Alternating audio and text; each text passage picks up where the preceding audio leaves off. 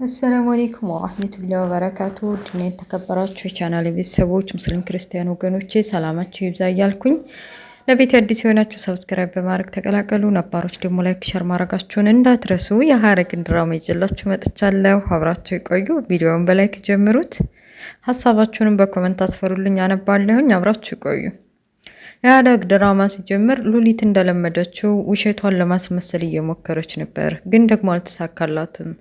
ገኒ ያምናት ነበረ። ምሳ ቋጥራላት ልጆቼ ጋር ሳታጣልኝ በፊት ልጆቼ ከመምጣታቸውና አንቺ ቤትሽ ቤት መግባትሽን ከማወቃቸው በፊት ውጭልኝ ብላ ምሳቃ ቋጥራ በኪስ አድርጋ ያዥና ውጪ ብትላት እምቢ አለቻት። ገንያ ምናት ነበር። አብዳለች እያለች ለብዙ ጊዜና ለብዙ ዘመናት እዛ ጎዳና ላይ ቀለስታ አድርጋ የምትኖርበት ቤት ቀን በቀን እያመላለሰችላት ነበር ምግብ።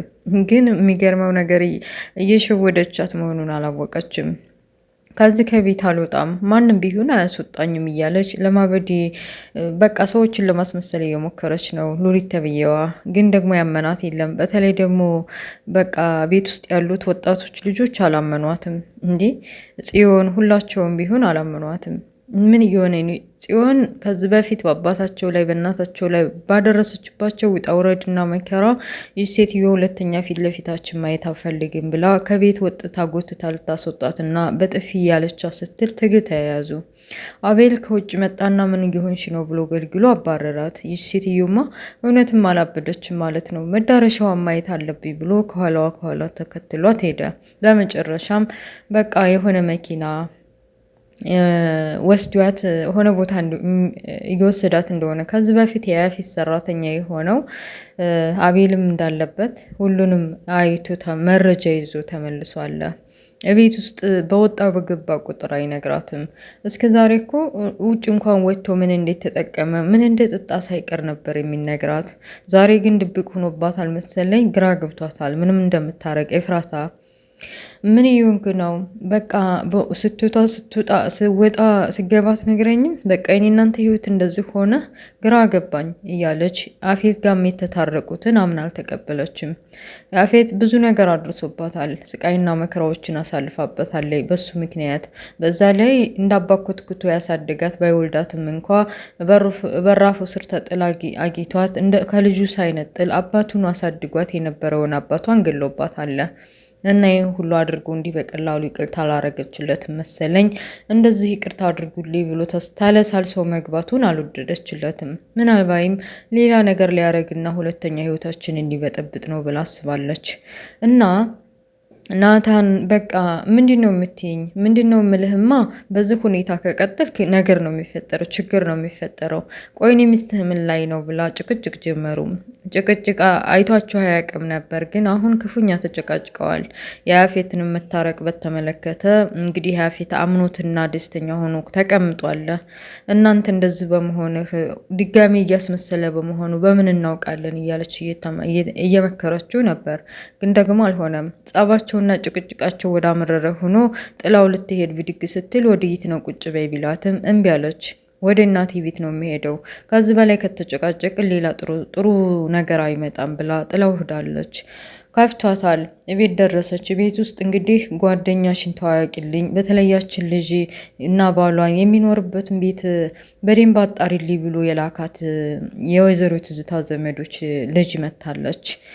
ጽዮን ጓደኛዬ ናት በሚል ሰበብ ቤት ውስጥ ምን እንዳለ በአይኗ ቃኘት እያረገች፣ ገኒም ግራ ገብቷታል፣ እየተጠራጠረቻት ነው። ግን ደግሞ ምን ሆና ነው ይችል ጤነኛ አይደለም እንዴ?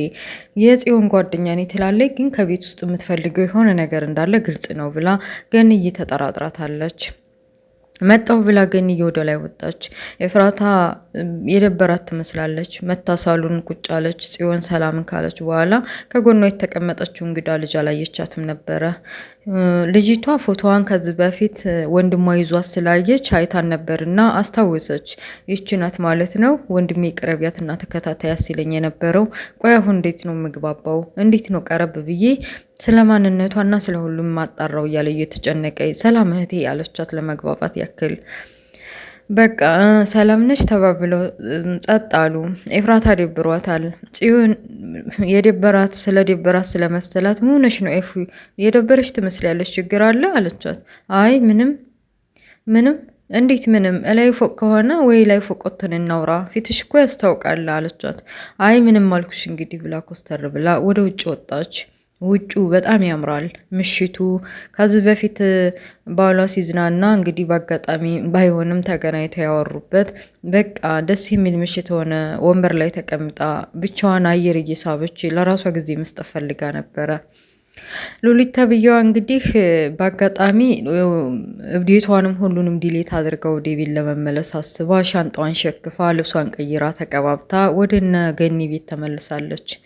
እብዴቷ ገኒዬን እንግዲህ እንጉድ ብታውቅባት እንግዲህ ምን ልታረጋት እንደምትችል ለብዙ ዘመናት አብዳሌ ብላ ከጎዳና ላይ የበሰለ ምግብ ውሃ ሳይቀር ይዛ እያመላለሰች የነበረው በዋህነቷ እንደው አንዴ እንኳ አብዳ አይደለሁም ብላ ሳትነግራት አሁን እንደዛ ሆና ብታያት ምን ልትል ይሆን? ልጇ የገንዬ ልጅ አላስገባሽም አላት። የገንዬ ልጅ እንግዲህ ከዚህ በፊት ጽዮንን በውሃ መርዞ ሐኪም ቤት ሄዳ ስለታከመች የመረዛት እሱ ነው ብላ በዛ እያስፈራራችውና ዝም እንዲልና እንዲያስገባት ነግረዋለች። እሱ ምንም አማራጭ ስለሌለው አስገብቷት አለ። ኤፉ አየሩ ደስ እያላት እየሳበች ምሽቱ ደስ የሚል ሀሳቧን ጭንቀቷን በቃ በራሷ እያውሰለሰለች ከኋላዋ ከትከሻዋ የሆነ ሰው ነካ አረጋት። ዞር ስትል ያ ሰውዬ ነው በቃ የሚከታተላት ነው። ልጇ ሲሞት የልጇን ቀብር ለመጎብኘት ወደ ቀብር ቦታ ስትሄድ ያገኛታል። እቤት ይመጣል። ብቻ በሆነ አጋጣሚ ቤተሰቦቿንም እሷንም ስራዬ ብሎ ተከታትሎ እንደሚያገኛት ተረድታለች። አሁን ደግሞ ምን ፈልጎ ነው ብላ ኮስተር ብላ ምን ፈልገህ ነው አለችው። በአጋጣሚ ነው እኔም ዘወር እያልኩ ነው ሲላት አላመነችውም። ኧረ እባክህ እኔ ነው የምሸውደኝ? መቼም ቢሆን አንተ በአጋጣሚ ያደረግከው ነገር የለም። ከትንሽ ደቂቃ በፊት እኮ ከባሌ ጋር ተገናኝተ ነበረ። አሁን ደግሞ እኔም በአጋጣሚ ነው አለች።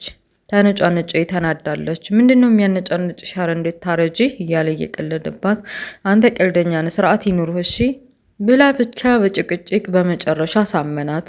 የሆነ ጨዋታ ምናምን ላድርግና ካልሳቅሽ ካላሳቅኩሽ እኔ እቀጣለሁ፣ ከሳቅሽ ግን በቃ ምናምን ብሎ ታረቁ።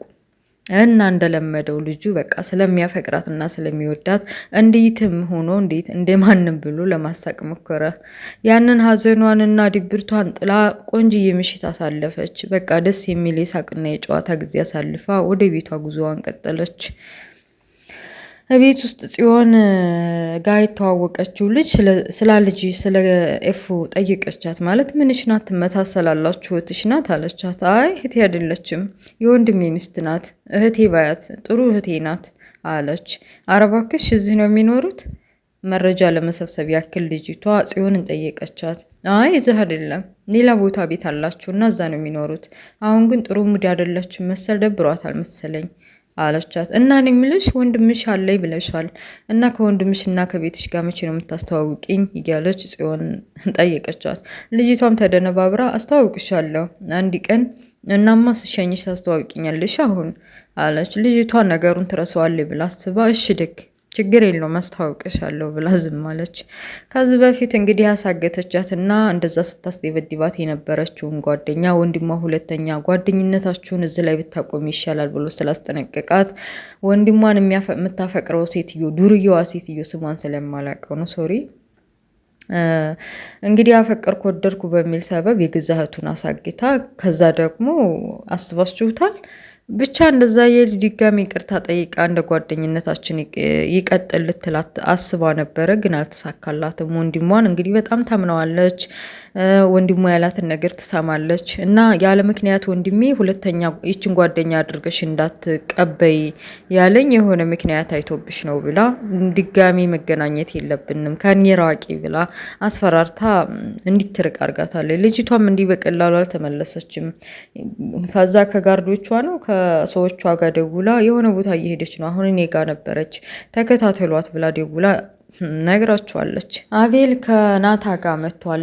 ምን እየሆነና ምን እየተፈጠረ እንደሆነ ኤፉ ደግሞ ወደ ቤት መምጣቷ ሁሉም ነገር ያው ስለ ትዳሩ ወደ ውጭ አውጥቶ ሌላ መጥፎ ነገር ሌላ ሶስተኛ ወገን አስገብቶ ባያወራም እንኳ ጥሩ ሙር ላይ እንዳልሆነች እና ወደ እናቷ ቤት እንደሄደች ነግሮታል። እና ደግሞ አስቸኳይ መረጃ ስላለ ስለሱ ልነግርህ ነው ብሎ ሉሊት ስታረግ የነበረውን ሁሉ ነገረው። ሉሊት አላበደችም፣ እያስመሰለች ነው አለው። እንትና ናታ ደንገጥ ብሎ የምርህን ነው አለ። አዎ የምሬን ነው። ቤት ውስጥ እኮ ከጽዮን ጋር ተጣልታ ቤት እንድትወጣ ጽዮን ልታባረራ ስትል በቃ ገላግዬ በመካከላቸው እሷን ይዤ ወጥቼ መዳረሻዋ የት እንደሆነ ብዬ ተኋላ ስከተላት ነበር እና ከዚህ በፊት ከያፌት ጋር ሲሰራ የነበረው ታሪኩ እንደገና ደግሞ አንተ የማትፈልገው ሰውዬ ያው እንግዲህ አንተ የማትፈልገው ሰውዬ አቤል ማለት ነው። አቤልም በህይወት አለ ማለት ነው። እና እንደዚህ ከባድ ነገር እያደረገች አውቃ ይሄን ያክል ዓመት ሙሉ እያስመሰለች ነበር ማለት ነው። እኛ ቤትም ድረስ የገባችው አብዳ የሆነ መረጃ ለመፈለግ ነው ማለት ነው። ቆይና ሳይ ተነስ ብሎ እየሮጠ ሊሄድ ሲል አረ ተረጋጋ፣ በጣም የሆነ ጥሩ አይደለም ማለት ጥሩ የሚተመቻቸው ቦታ አይደለም። ባይሆን መረጃውን ሌላ መረጃ በውጭ ሆነን ብናጣራ ነው የሚሻለው እና ከዚህ በፊትም ታውቃለህ ያፌትን ለማስገደል የሞከረውን እስካሁን ምንም አልገባኝም። ኧረ እባክህ እኔ እንኳን እሱን አውቃለሁ። ያፌትን ለማስገደል ያሰበችው ወይዘሮ ትዝታ ናት። እሱም ቆየ ካወቅኩ ማንም አያውቅም። ኧረ እባክህ እንዴት እስከ ዛሬ ዝም ትላለህ ታዲያ?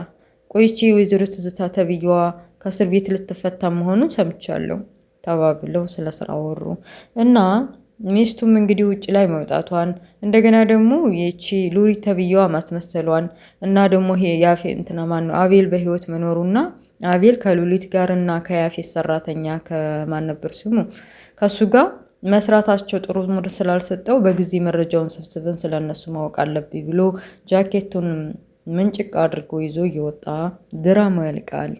እንግዲህ ኤፉዬም ከዛ ከልጅ ጋር አሸሸ ገዳይ እያለ ወደ ቤቷ ጉዞ እንግዲህ ሉሊትም ደግሞ ሻንጣዋን ሸክፋ ወደ ነገኒ ቤት ለመቀላቀል በሩን ከፍታ እየገባች ናታም ደግሞ እንግዲህ ሉሊት የምትሰራውን ለማድረግ ቤት ውስጥ ደግሞ ያው እንግዲህ ሻንጣዋን ሸክፋ የመጣችበት ምክንያት እና እስከዛሬ ለምን እንደዛ እንደሸወደች እና ምን እያደረገ በስተጀርባ ምን እየሰራች እንደሆነ ለማጣራት ገስግሶ ወደ ቤቱ ሄዷል ማለት ነው።